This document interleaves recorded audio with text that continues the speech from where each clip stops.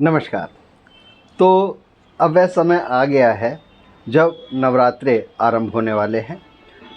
आज मैं आपको नवरात्रों की पूजा जो है इसकी का आरंभ किस प्रकार से किया जाए, जिसका सबसे महत्वपूर्ण चरण है कलश स्थापना।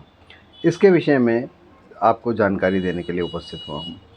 सबसे पहले हमारे को पूजा स्थल की प्रारंभिक तैयारी की आवश्यकता होती है। पूजा के अनुष्ठान के लिए आपको एक शांत, स्वच्छ और पवित्र स्थान का चयन करना चाहिए। यह किसी मंदिर या आपके ही घर का पूजा का कक्ष हो सकता है। यहाँ पर सर्वप्रथम चौकी स्थापित की जाएगी। जिस स्थान पर चौकी स्थापित की जानी है उस स्थान को एक दिन पहले से ही धोकर साफ करके तैयार कर लें। इसके लिए बाद इसको पोतना यानी लीपना आवश्यक है। इसका पवित्रीकरण करना आवश्यक है।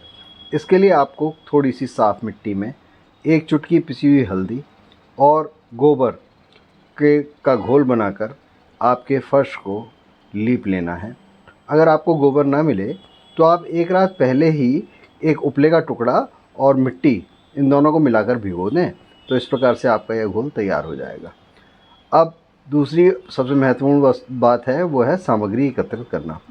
पूजा अनुष्ठान के लिए आपको सभी आवश्यक सामग्री जैसे देवी देवताओं के चित्र अथवा मूर्तियाँ, पूजा की सामग्री, चौकी पे बिछाने हेतु कपड़े, आसन, पूजा के पात्र, कुछ थालियाँ अथवा प्लेटें, हाथ पोंछने का कपड़ा, माचिस, हवन सामग्री इत्यादि पहले से ही एकत्र और तैयार कर लेनी चाहिए।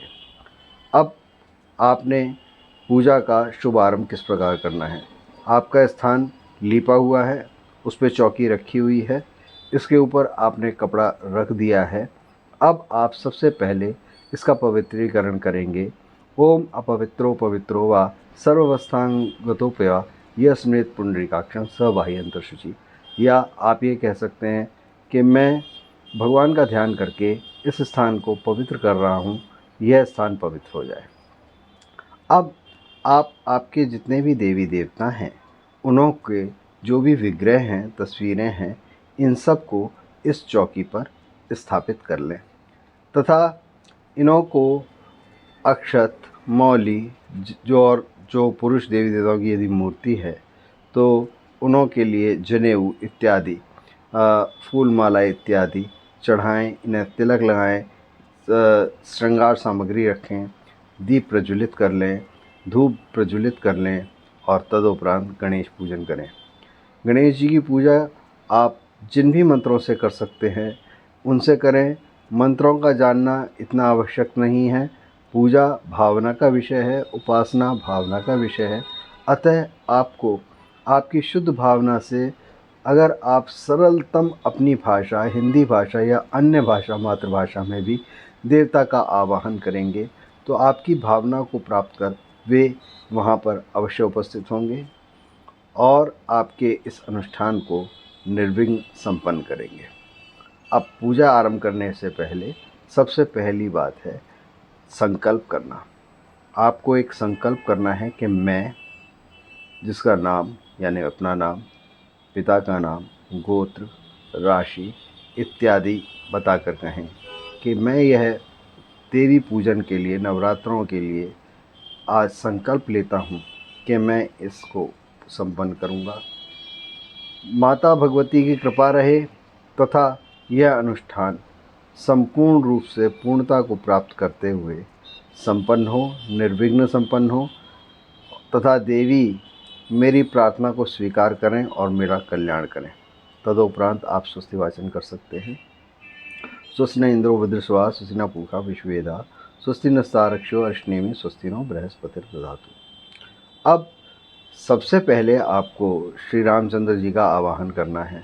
रामचंद्र जी की जिस भी प्रकार से आप पूजा करते हो उन्हें बुलाएं, क्योंकि जब तक रामचंद्र जी नहीं आएंगे तब तक हनुमान जी नहीं आएंगे और हनुमान जी माता की पूजा में सर्वप्रथम आना आवश्यक है। तो रामचंद्र जी का पूजन कीजिए श्री रामचंद्र कृपालु भजमन से। इसके बाद हनुमान जी का आवाहन कीजिए। इसके बाद में आप यहाँ पर महादेव का आवाहन करेंगे, क्योंकि जब तक वे नहीं आएंगे तब तक माता भी नहीं आएंगी। अब महादेव के आवाहन और पूजा करने के बाद आप माँ गौरी का आवाहन करेंगे तथा इसके बाद आप नवग्रहों का आवाहन करेंगे। सीधी सादी हिंदी में भी कर सकते हैं।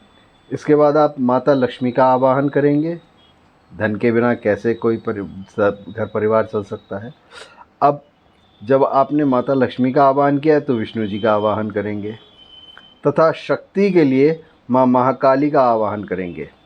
तदोपरांत आप अपने सर्व पितरों का आवाहन करेंगे, स्थान देवता का आवाहन करेंगे, कुल देवी कुल देवता का आवाहन तथा पूजन करेंगे तथा अंत में ओम भैरवाय नमः कहकर इसे संपन्न करेंगे। भैरव का कभी भी आवाहन नहीं किया जाता, क्योंकि शिव पूजन के कारण वो पहले ही वहाँ पर उपस्थित हैं।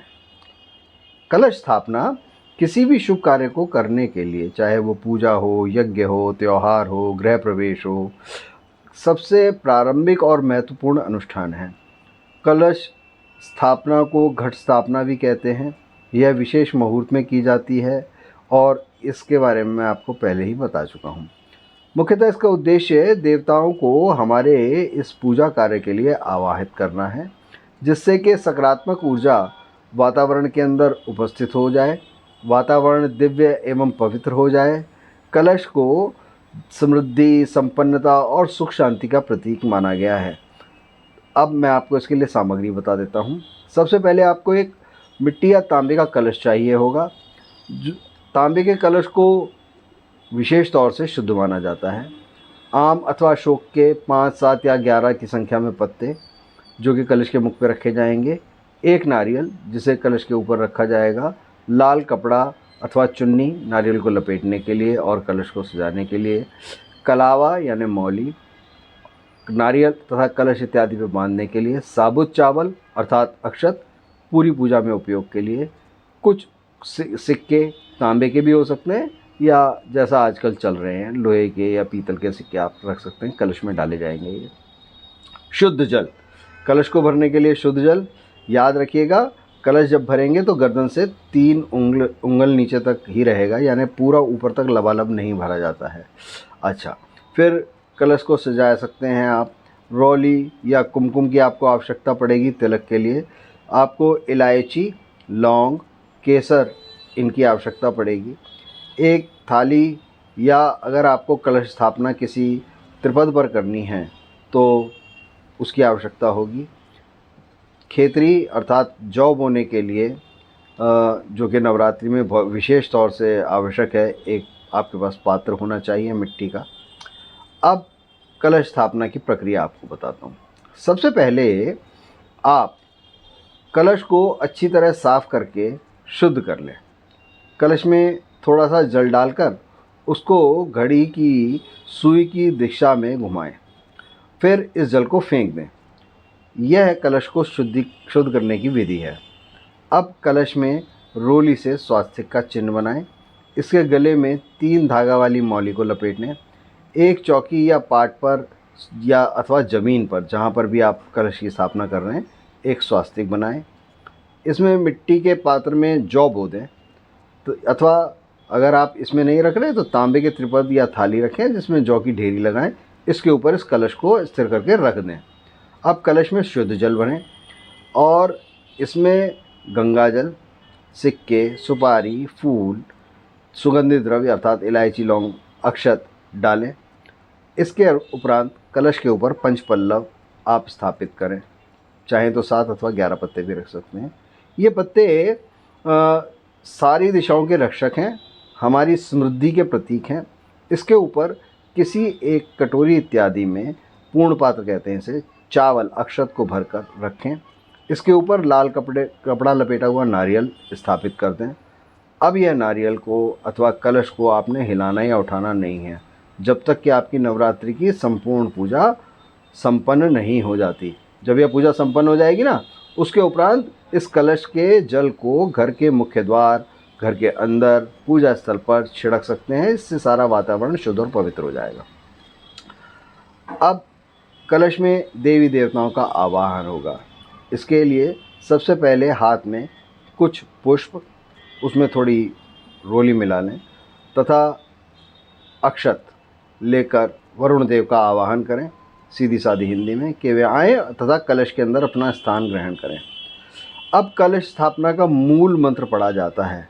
इसका सरल हिंदी रूपांतरण इस प्रकार से है कि इस कलश के मुख में भगवान विष्णु का निवास है, गले में भगवान रुद्र अर्थात शिव जी विराजित हैं, इसके मूल अर्थात पैंदे में ब्रह्मा जी विराजमान हैं, इसके मध्य भाग में मातृगण अर्थात सभी देवियों का समूह है, इसके उदर अर्थात पेट में सारे सागर समाये हुए हैं, सातों द्वीपों वाली पृथ्वी भी यहाँ है, ऋग्वेद, यजुर्वेद, सामवेद और अथर्ववेद तथा उसके सभी अंग, उपनिषद, ब्राह्मण ग्रंथ इत्यादि सहित सबने इस कलश में आश्रय लिया है। इस कलश में गायत्री, सावित्री, शांति तथा पुष्टि प्रदान करने वाली शक्तियाँ भी हैं। हे गंगा, यमुना, गोदावरी, सरस्वती, नर्मदा, सिंधु, कावेरी नदियों, इस कलश के जल में अपना वास प्रदान करो। हे देवियों, देव पूजा के लिए यहाँ आएं और हमारे सभी दुखों, बुराइयों अर्थात दुरित का नाश कीजिए। समुद्र, नदियाँ, तीर्थ स्थल, बादल मेरी शांति के लिए सभी यहाँ आएं और मेरे दुख तथा बुराइयों का, कष्टों का नाश करें। याद रहे, इस मंत्र के पाठ से पूजक सभी दिव्य शक्तियों का कलश में आवाहन करता है, उनसे प्रार्थना करता है कि वे आएं तथा उसके घर में शांति तथा समृद्धि स्थापित करें। इसी कारण से कलश पूजा को सबसे महत्वपूर्ण आधार माना गया है। अब आपकी कलश स्थापना संपन्न हुई। अब आप अखंड दीप प्रज्वलित करें। पूजा अनुष्ठान शिव जी की पूजा से शुरू करें। तदोपरांत माँ भगवती की जिन भी मंत्रों से, दुर्गा सप्तशती इत्यादि से आप पूजा करना चाहते हैं पूजा करें। पूजा के उपरांत हवन होगा, हवन के उपरांत पूर्णाहुति होगी तथा तदोपरांत माँ दुर्गा तथा भगवान शिव की आरती होगी। इस प्रकार आपका पूरा प्रतिदिन का पूजा का कार्यक्रम संपन्न होगा। अंत में प्रसाद प्राप्त करने के बाद पूजा के स्थान को आप त्यागेंगे। आशा करता हूँ इस विधि से पूजा करने से माँ भगवती आप पे प्रसन्न होंगी, अपना वरद आप पे बनाएंगी, आपके सभी कष्टों का हरण करेंगी, सुख समृद्धि तथा अपनी भक्ति आपको प्रदान करेंगी। अंत में इसके साथ ही मैं अब अंत में माँ भगवती से प्रार्थना करता हूँ, वे अपनी कृपा हम सब पर बनाएं तथा सदैव बनाए रखें। इसके साथ ही यहीं पर वाणी को विराम देता हूँ। धन्यवाद और नमस्कार। जय माता दी।